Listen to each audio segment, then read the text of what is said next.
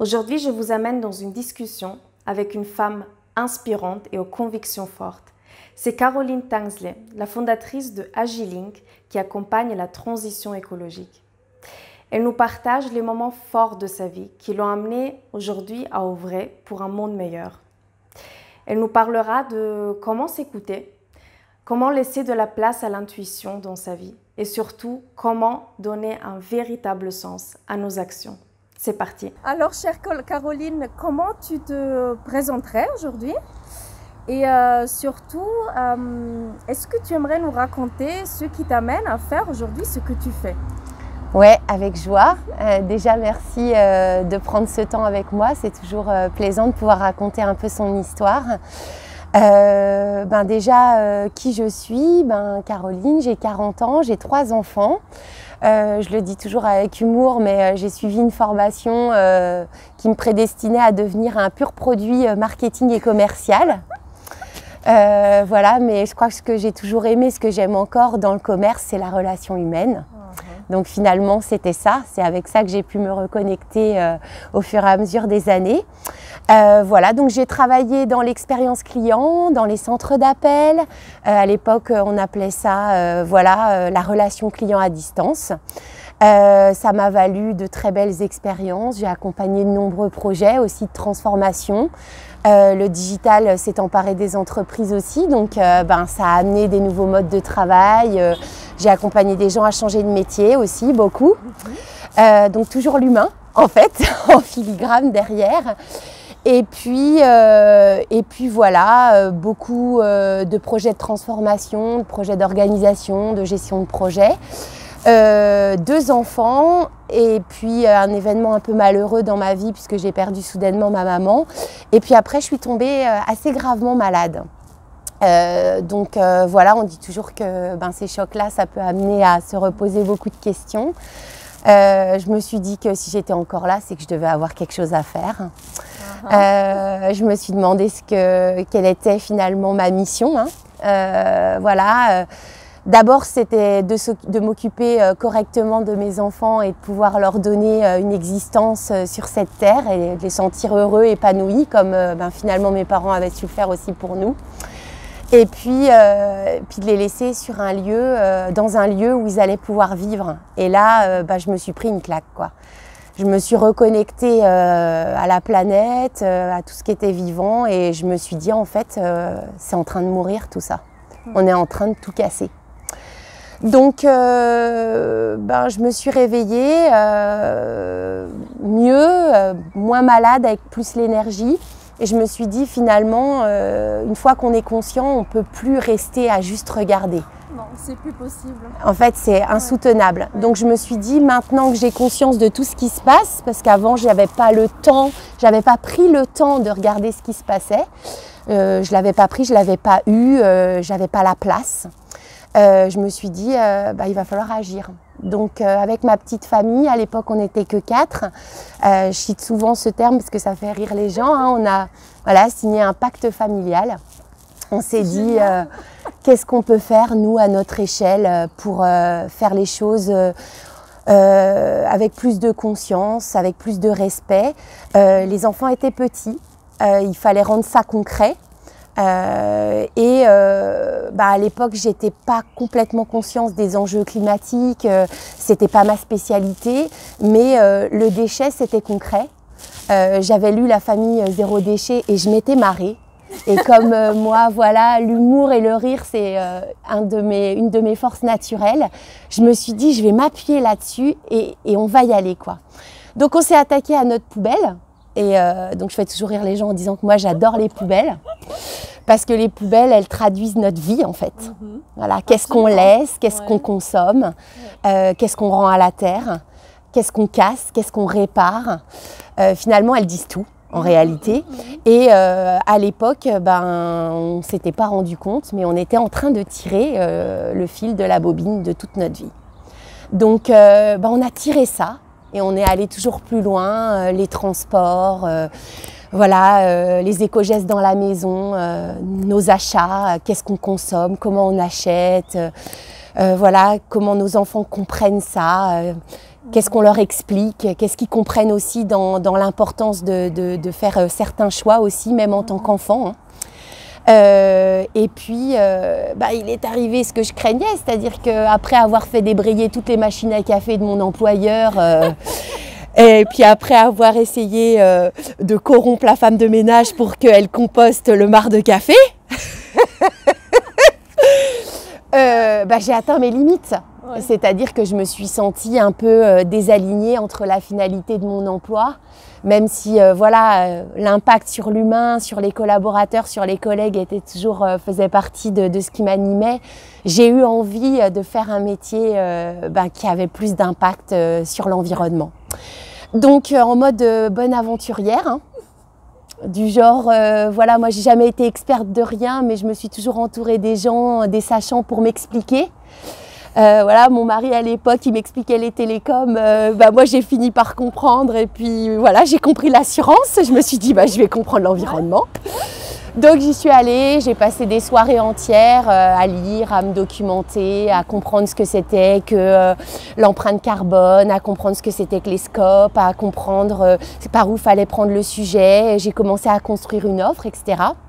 J'ai testé avec un pilote, j'ai une directrice RSE qui m'a fait confiance pour faire un pilote avec un de ses restaurants.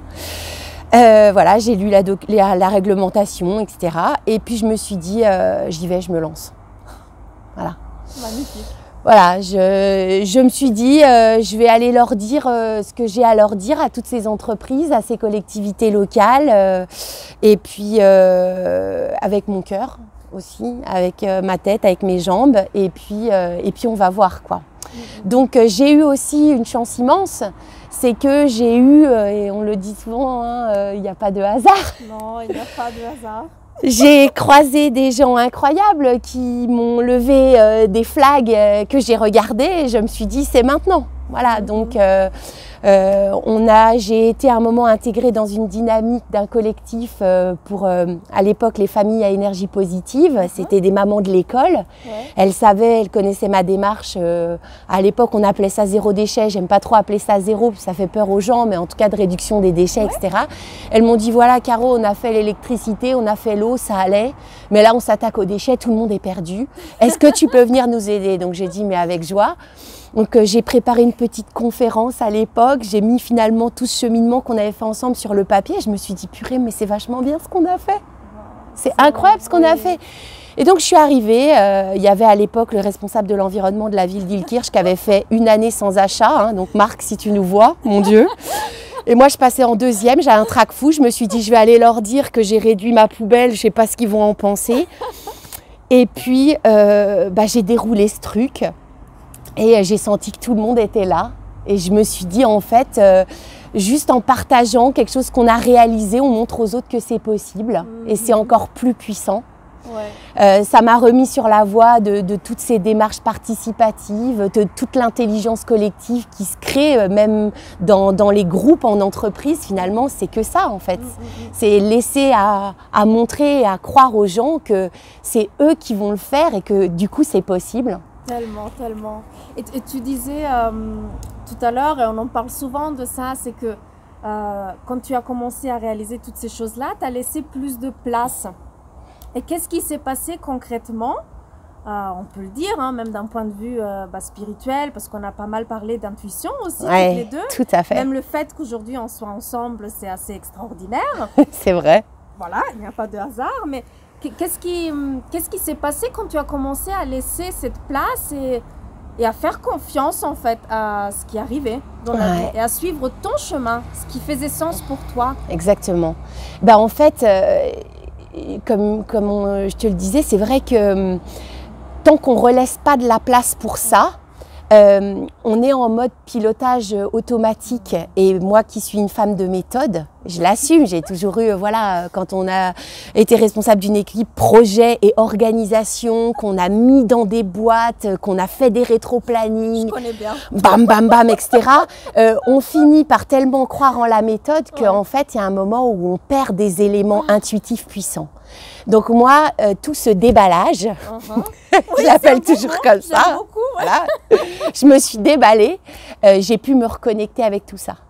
Et ça m'a donné le courage d'y aller.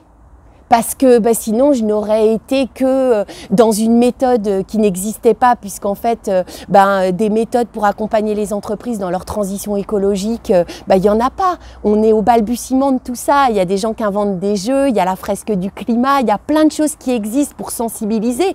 Mais la méthode, la recette, c'est comme celle d'être parent. On la cherche encore. Oui. En fait, on essaie de l'éprouver tous les jours. Et c'est la même chose. Donc, il faut laisser place à ce ressenti. Et la puissance, c'est de comprendre aussi quels sont les interlocuteurs qu'on a en face de soi et quelle va être aussi, eux, leur force et leur puissance de l'emmener. Parce que c'est eux qui vont l'emmener. Moi, je vais juste leur laisser à penser que c'est possible. Et après, on va le faire. Et donc, ça m'a permis... moi, j'ai retrouvé tout ce ressenti, toute cette intuition qui me guide tous les jours. Voilà. On dit toujours des fois avec ma meilleure amie, tu le sens pas, il est là, je sais pas où il est. Hein. Voilà, j'avais une formation, on parlait des petits singes ou des petites choses comme ça. En fait, c'est des choses qui nous échappent dans le monde, on va dire, conscient et visuel, mais c'est là. C'est là. Ouais. Il faut juste laisser de la place pour ça. Le sentir, l'intuition, l'idée, le bon moment. Moi, il y a des gens à qui je pense à certains moments, mais je me dis, mais pourquoi j'ai pensé à eux maintenant? Maintenant, je ne cherche plus à savoir pourquoi. Je dis, si je pense à eux maintenant, c'est que je dois rentrer en communication avec eux. Ouais, ça a un sens en fait. Ah, complètement. C'est pas là par hasard. Oui. Voilà, et donc toute la difficulté, en fait, c'est de laisser une place à ça. De se laisser porter par ça sans non plus faire que attendre tous les jours qu'il y ait des signes qui arrivent, parce que sinon on se dit voilà, notre vie ne peut pas non plus être ça, mais il faut savoir avoir les jambes en route, mais toujours la tête à l'ouverture et les antennes dehors, quoi. J'adore ce que tu dis, parce que c'est vraiment, je pense aussi que c'est les deux, en fait, c'est une connexion des deux. La tête et les jambes. C'est avancer dans ce qui fait sens, exactement. Sur le moment, même si on ne sait pas tout. Et puis, en réalité, les choses vont se faire. Hein. C'est un peu ça, on est d'accord. Exactement, exactement. Et la difficulté, c'est de ne pas être toujours dans l'esprit et finalement de ne pas laisser la boîte à cuit-cuit prendre le dessus, parce que sinon, elle remonte des éléments qui peuvent à un moment même nous empêcher d'avancer. Elle remonte la peur qui nous emmène toujours aux mauvaises décisions. Donc ça, c'est aussi des choses contre lesquelles il faut vraiment se battre. Et puis, si on n'a que les jambes, à un moment, on épuise le corps et puis on nourrit pas l'esprit. Donc voilà, je pense que c'est un tout. Il faut être bien au sol, mais la tête vers le ciel. Et puis, il faut laisser descendre bien les éléments. Sinon, en fait, on va pas chercher toute sa puissance. Oh, c'est exactement ça. Et toi, tu crois énormément à cette puissance de l'être humain? Ah oui. Ah oui. Ouais. Je pense même que on n'a pas conscience de la puissance qu'on a. Ouais. Et tous les jours, toutes ces démarches participatives, celles où on redonne la voix, le sens, l'action à des collectifs qui ont compris quelle est la finalité de l'énergie qui mobilise, nous montrent tous les jours ce que ça donne. Voilà, je les cite en ce moment parce qu'ils sont juste incroyables, mais le dispositif Time for the Planet, c'est... Impressionnant. Adhérez, devenez tous associés. C'est clair, adhérez. Non mais voilà, en plus, j'ai envie de dire... on met là en scène dans un dispositif qui est quand même beaucoup juste porté par une finalité à impact positif, des énergies, des compétences, l'envie d'y arriver, et on n'est que motorisé par le positif, et on voit en fait que le genre humain, c'est ce qui le fait avancer dans sa vie, quoi. Non, mais tellement. Voilà. Quand on est connecté à un sens qui n'est pas juste individualiste, mais à un sens plus grand. Ah c'est clair, c'est clair. Voilà. Ouais, et là, tout marche. Là, tout le monde sait pourquoi on le fait. On le fait aussi par respect pour cette planète qui nous accueille ici, là, pour notre vie. Ouais. On le fait par transmission pour nos enfants dans la lignée directe. Mais moi, je le fais pour mes neveux, je le fais pour les enfants de mes amis, je le fais pour toutes les générations qui arrivent. Moi, je dois leur laisser quelque chose de soutenable et de vivable. Et il faut qu'on change nos façons de vivre, nos façons de faire, pour que ça dure le plus longtemps possible. Oui, c'est sûr, c'est sûr. Et donc dans toute cette lignée, aujourd'hui, tu animes aussi la fresque du climat. Oui. Qu'est-ce que tu peux nous dire sur ce dispositif qui est aussi extrêmement génial et que j'ai envie de connaître avec toi d'ailleurs. Avec joie. Alors ce que je vais vous dire, c'est qu'il ne faut pas être scientifique pour animer la fresque du climat, car mes parents ont oublié de me donner le gène du scientifique. J'ai pas encore fait fresquer mes frères parce qu'en fait j'ai peur qu'ils me réexpliquent la fresque. Alors, ouais. C'est ta passion qui fait tout. Exactement, c'est vrai, c'est vrai. J'ai beaucoup appris, j'apprends encore. À chaque fresque que je fais, j'ai toujours des questions ou des remarques qui me font à chaque fois avancer. Et puis voilà, moi j'ai envie de dire, ma force dans la fresque, c'est d'accueillir une vraie phase de gestion des émotions et de pouvoir ensuite redonner l'envie de le faire. Parce que finalement, bah, moi j'ai commencé la fresque par le bout. Hein. Je l'ai d'abord fait sans avoir vraiment compris tous les mécanismes du dérèglement climatique, parce que de toute façon, en fait, maintenant ça me fait rire. Moi, j'ai pas l'esprit du scientifique qui a besoin de tout comprendre pour y aller. J'ai eu à un moment assez d'éléments pour sentir qu'il fallait que je le fasse. Mais je peux comprendre que du coup, selon les personnalités, selon les besoins, il y a des gens qui ont besoin de plus comprendre le phénomène pour aussi passer par toutes ces étapes et à un moment se remettre en route et comprendre ce qu'ils peuvent vraiment faire pour avoir un impact. Et effectivement, la fresque est un excellent outil. Avec voilà, aussi une phase vraiment de gestion des émotions. Voilà, là j'en ai récemment animé, donc j'ai eu la chance, merci à la directrice, hein, d'en animer en école primaire. C'est génial. C'est incroyable. Là, la fresque Kids, moi à chaque fois je dis toujours que je me prends des leçons de vie. Hein. C'est pour ça c'est bon de laisser de la place à ça, et je me dis toujours, le travers de l'expert, c'est qu'à un moment il est dans ses certitudes, et moi comme je suis experte de rien, je laisse toujours de la place pour venir. Et ils sont incroyables, les enfants. Il y en a un qui m'a expliqué voilà, l'effet de serre additionnel en racontant tous les éléments, etc. Mais ils sont incroyables. Ils comprennent, ils se posent des bonnes questions, ils s'interrogent sur les bonnes choses. Et puis, ils ont moins d'a priori. Et puis, comme je dis toujours, les enfants, ils n'ont rien à déconstruire. Donc, plus tôt on leur donnera la conscience de ce qui se passe, sans la culpabilité, plus tôt ils garderont l'envie d'agir. Et on voit les générations, tu l'évoquais tout à l'heure, hein, les 15-19 sont hyper conscients. Ah, c'est impressionnant. Et ça se traduit dans leurs choix, dans leurs achats, dans leurs actes au quotidien. Donc voilà, c'est...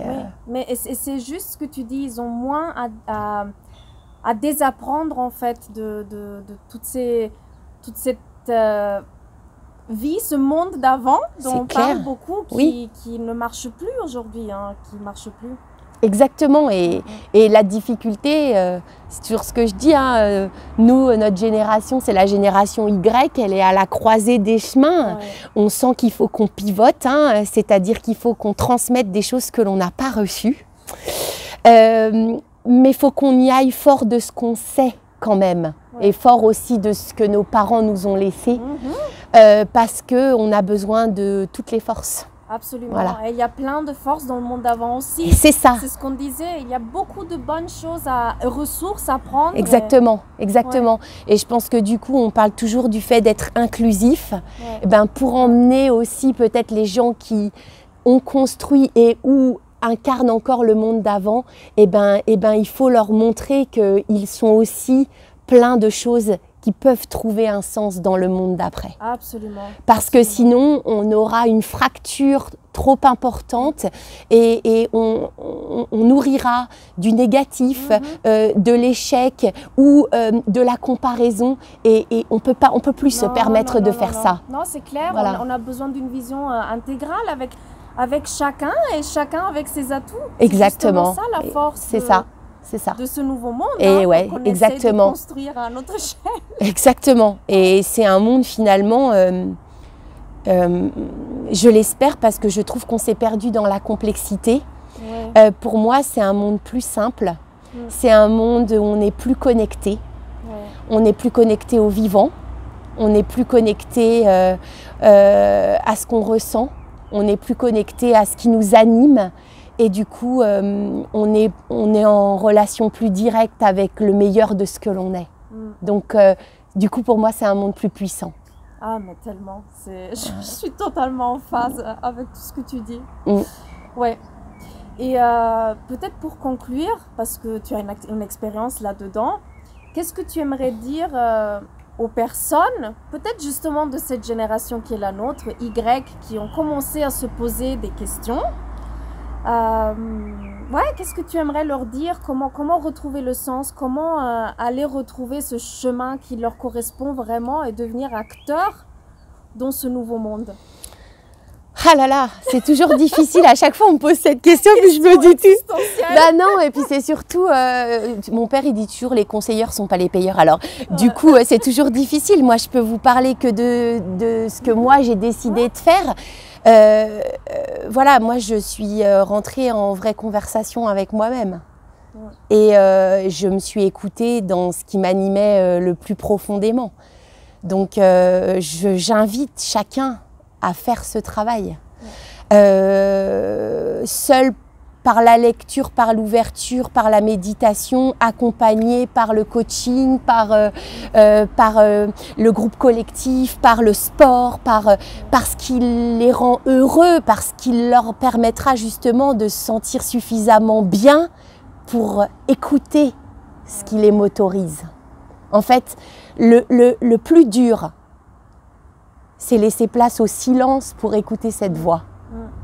Et quand on est hyper actif comme moi je l'ai été, quand on est beaucoup dans l'action comme je le suis encore, et qu'on ne laisse pas la place au silence, on n'entend pas cette voix.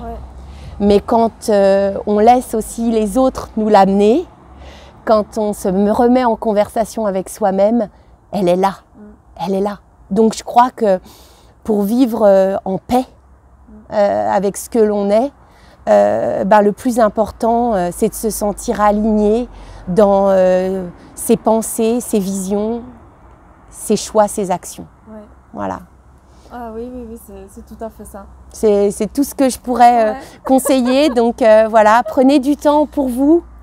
Même quand la vie, la logistique, la spirale infernale a envie de s'emparer de vous, cachez-vous quelque part et puis trouvez-vous la place. Moi, j'aime être dans mon jardin en tailleur ou sur mes genoux. Des fois, je me cache là, je regarde pousser les plantes, je suis sur la terre, j'ai les mains dans l'herbe, je sens que ça passe, je sens que j'écoute ce qui se passe. J'aime beaucoup jardiner aussi, ça me remet en phase avec ce que je veux, avec ce que je pense, avec ce que je vais faire. Donc voilà, faites ce qui vous plaît, faites ce qui vous remplit pour mieux sentir ce qui vous appelle. Ah, c'est magnifique, Caroline. Mais j'ai quand même encore une dernière question qui me vient. Ça, c'est pour les personnes et je suis encore une fois totalement en phase avec ce que tu dis. Et qu'est-ce que tu aimerais dire aux entreprises? Les entreprises en tant qu'organismes vivants, comme tu l'as dit, qu'est-ce qu'elles peuvent faire concrètement aujourd'hui pour aller un peu plus vers cet esprit du vivant, du sens, de la confiance, de tout ce qu'on a dit en fait? Eh bien, j'ai envie de leur dire, mais cultivez votre jardin parce que vous avez du terreau formidable, des petites graines qui arrivent partout. Faites que le climat ne se dérègle pas dans votre entreprise pour qu'il n'y ait pas trop de tempêtes, pour qu'il n'y ait pas trop de sécheresse. Et ça pousse quoi. Mais ayez confiance. Et là, je m'adresse aux dirigeants. Ayez confiance dans vos hommes, dans vos humains, dans vos collectifs, dans les idées. Ayez confiance dans l'avenir aussi. Ayez confiance dans ce que vous ressentez. Reconnectez-vous à ça aussi parce qu'effectivement, on ne construira pas le monde d'après avec les convictions du monde d'avant. Osez, mais vous n'êtes pas seul, osons aussi, avec les membres de vos comités de direction, avec les responsables d'unités, avec les collaborateurs des unités, plein de ressources, plein d'énergie, plein d'envie, qui se sont confinés, qui ont recherché la finalité de leurs emplois. Qui n'ont jamais été aussi sensibles au sens de leur propre travail, donc donnez-leur le sens quoi. Et donner le sens, c'est avoir un impact positif quoi.